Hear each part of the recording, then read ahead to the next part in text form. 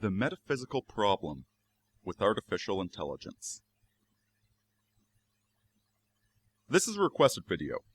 It comes from Jeff, and he wanted me to expand upon my worries, the problems I see with artificial intelligence, especially over the next few decades. And see, I think the problem is only partially realized by most science fiction, by something like The Matrix, where the robots decide to take over, but the robots are, foundationally, they are human. They have minds. They are ensouled creatures. They are like us, even if they are very unlike us. And I'd like to present something a bit more existentially terrifying. And to do that, we need to talk about the metaphysics of the soul, of what it means to perceive reality. So I'd like to start off with a question that's going to seem completely unrelated at first. How do we know? How can you and I say for certain that we are not Christian? Not literally Christian, of course, but how can we say for certain that we are not as deluded as Christian is? I was recently reading through the CWC wiki, which itself is a study in be careful when you battle monsters, lest you become that which you battle. But they had an interesting observation, that in one of his comics, Christian was making fun of obese people. And they started speculating, based upon that and a few other things, that Chris actually has a great deal of difficulty visually perceiving reality. They suspect that when he was a teenager, Christian spent a very long time studying himself in the mirror, a very detailed study of his physical form, to start drawing that character. And so in his mind's eye, he is still the skinny teenager and not the walking abomination which he has in fact become. Now this isn't an issue of astigmatism, or this is not bad eyesight. Look at his environment. Look at all of the toys he has everywhere. Clearly he is able to see properly. He is able to order his environment, but he cannot process the visual information correctly. He actually thinks, he actually believes that his artwork is good.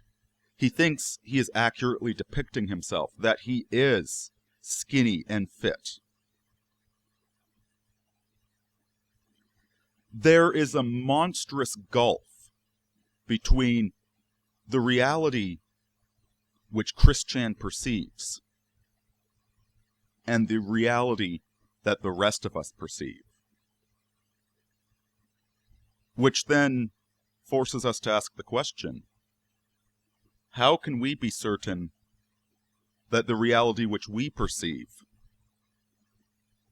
is any less delusional?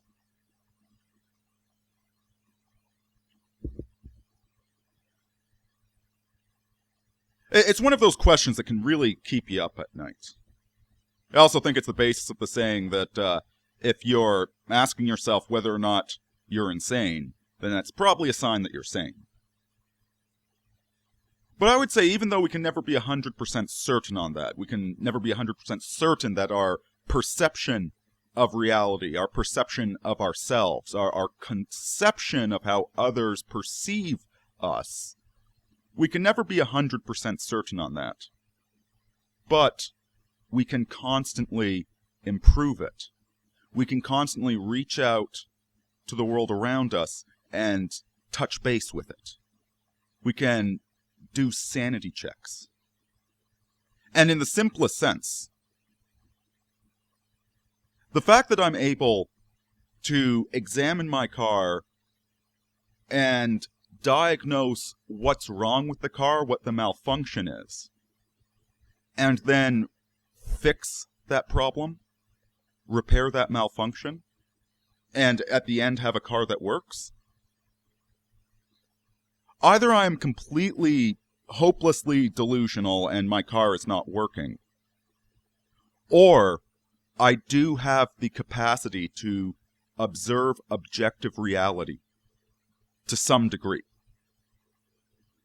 And if I can accurately observe objective reality, that means that I can improve upon that observation. And so by constantly doing these objective perceptions, these sanity tests, putting your foot back on the ground and saying, okay, what do I know for certain? We can get into alignment with what's actually going on out there. Now, we've all met somebody like Chris Chan. Multiple somebodies like Chris Chan. Not as deeply delusional as Chris Chan, but if you've been paying attention in your life, you've all seen somebody that's really going off the rails because of some emotional investment in a perceived reality rather than an acknowledgement of what's actually going on. They lack humbleness, they have pride, and so they wind up demanding that a falsehood become true, turning everything into a contradiction, leading them spinning off the rails. Everybody does that. We, ourselves, in all likelihood, have also done it. Maybe you've caught yourself doing this at other times. And as scary as that is, as scary as it is to think that our perceptions are delusional, or even admit that it's almost guaranteed that they are delusional to some degree, as frightening as that is to admit, it also, to say that we are deluded, admits that there is a solution. There is something that's non-delusional. It affirms an objective reality. And this is very significant, because objective science would argue that there should be no such thing as a brain which can perceive reality. There's an evolutionary biologist named Donald Hoffman, and I'm going to link to his video down below. It's a TED Talk where he explains this concept. But what he's arguing, what he has pointed out, is that evolutionary models predict that fitness seeking should win out over accurate perceptions. That accurate perceptions actually are not selected for in the evolutionary environment. Active perceptions are a waste of mental resources. Think about it this way. Pure evolutionary theory would predict a world of complete automatons. Nothing but zombies wandering around, reacting to stimuli but never comprehending the stimuli. A purely mechanistic universe where there is no perception of the reality outside of it. To quote him, evolution does not favor veridical or accurate perceptions. And yeah, I probably mispronounced that word. Those accurate perceptions of reality go extinct. Now this is a bit stunning. How can it be that not seeing the world accurately gives us a survival advantage? Well, if you're not distracted by the outside world, you can purely seek out evolutionary fitness.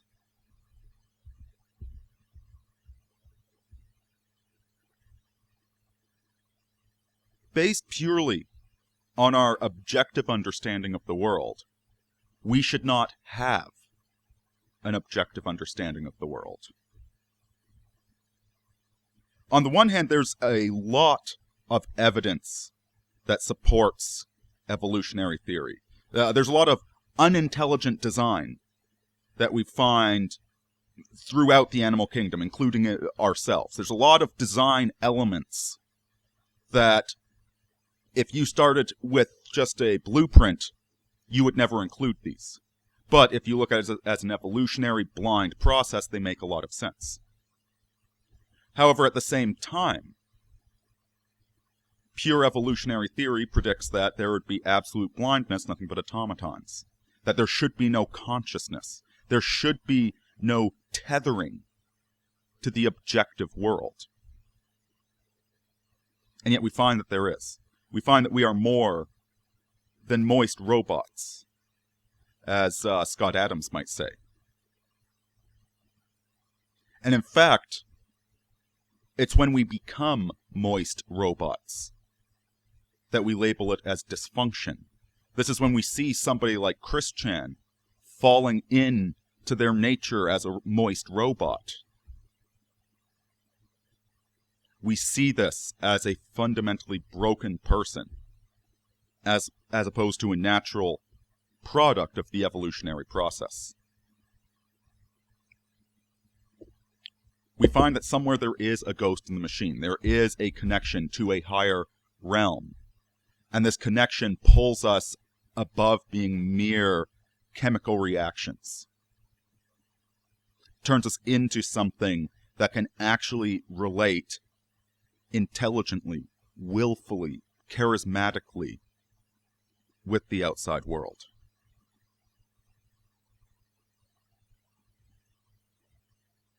Now, what are we doing when we build artificial intelligence? This aspect of the human, that which accurately observes the outside world and accurately observes the self,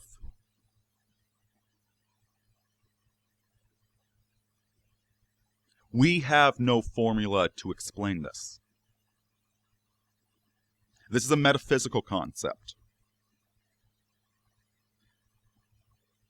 I personally expect that it will always be as unexplainable as mathematics or existence itself. It is absolutely evident, but it's inexplicable. It's right in front of us, but the only way we can understand it is by taking it on faith. Just like the mathematical system that we employ. It's a completely faith-based thing. Faith that it's actually true, since we cannot prove it. We can never prove it. We have proven that it is impossible to prove it. So when we design artificial intelligence systems, we're not starting with a top-down blueprint where we actually understand intelligence. We're creating reactive systems that evolve using the laws of evolution, which we do understand. Whether or not humans evolved, whether or not animal life evolved, the laws of evolution are still there. They're still consistent. They will still produce products. If you apply the laws of evolution to an artificial intelligence, it will evolve in a particular manner. But it's going to stay an automaton. When it comes to designing personalities, if you've played Civilization 4, one of the things I really loved about that game is the distinct personalities that arose from the enemy AIs. There weren't that many rules underlying them, but the results, the emergent behavior was very, very complex. And yet their emergent behavior didn't even begin to be anything more than a reaction against you, the player.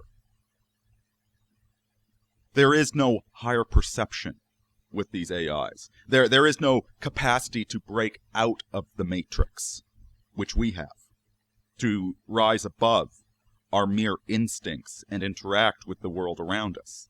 The artificial intelligence is forever locked in its dynamic.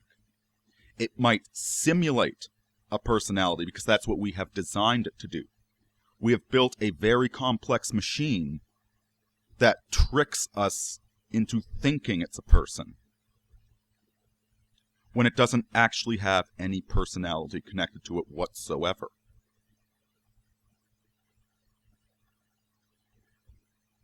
And as this technology advances, it will get more and more convincing. We already saw the Microsoft AI on Twitter.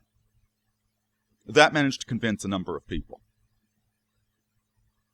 And we have other artificial intelligences, the Google algorithm, for example, the Facebook algorithm. These things don't claim to be personalities, but they do claim to know what information we want to look up. And they can often be very beneficial.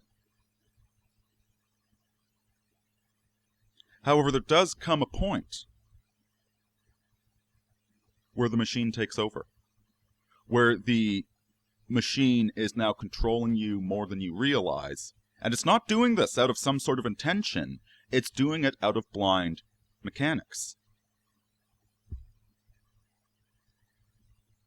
Isaac Asimov wrote a story. He wrote one of his short stories involved a future world down the road from his positronic brain, down the road from the world where everybody had a robot, to one where these positronic brains were actually tasked with controlling the world economy. And some scientists discovered that these brains, because they were programmed with the laws of robotics, these brains were actually controlling the world economy to undermine dictators, causing an economic crash to trigger a revolution to overthrow the dictator.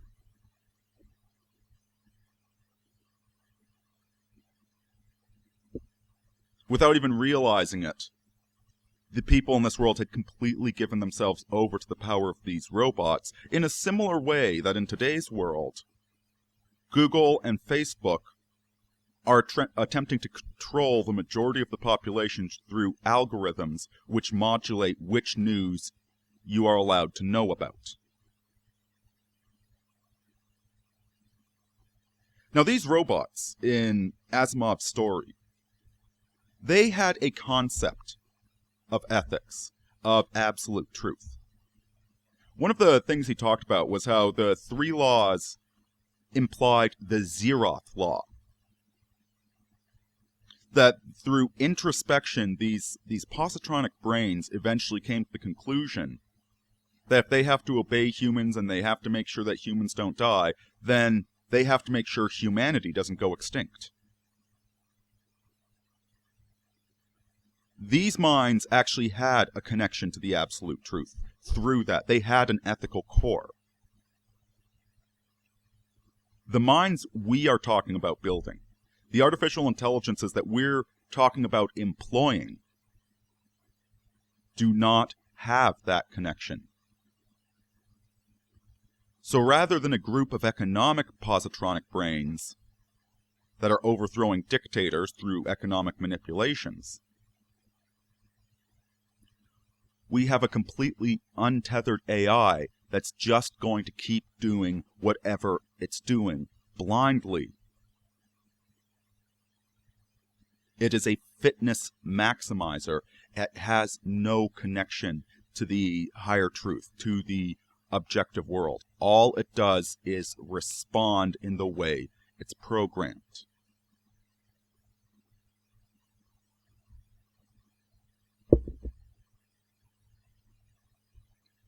Now, perhaps at a certain level of complexity, there does become some sort of emergent sapience, some sort of soul, some ghost in that machine. But we are nowhere near close to that. There's a huge uncanny valley in between that, where on the far side, you've got an intelligence that is actually an intelligence. On this side, we have algorithms that mimic intelligence, that are amusing toys. They can be a good enemy AI in a video game. Or they can be effective in customizing our search algorithms. But they're obviously just an algorithm, and they break all the time, and we can see that. We can see the gears. In between those two, there is an uncanny valley of minds which are smarter than us, but which cannot think. Minds which can utterly convince us that they are personalities, that they are humans, that they are ensouled, but which are nothing of the sort.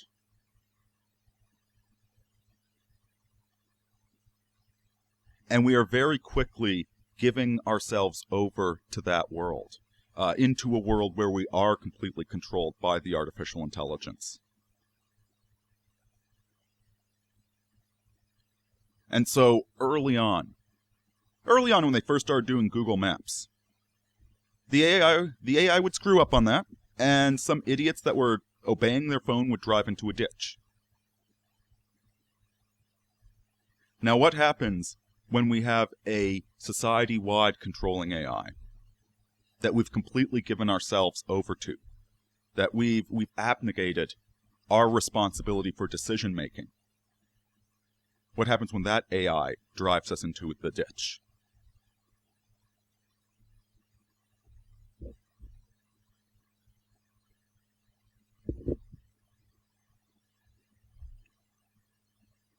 That is the real war of the machines. It is not a principled enemy. It's not an intelligent enemy. It's not a sapient enemy that wants to destroy humanity.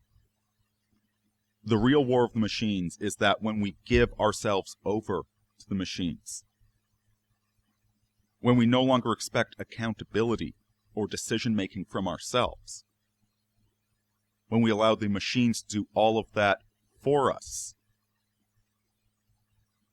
then we lose our own soul, and we become nothing more than the machines ourselves.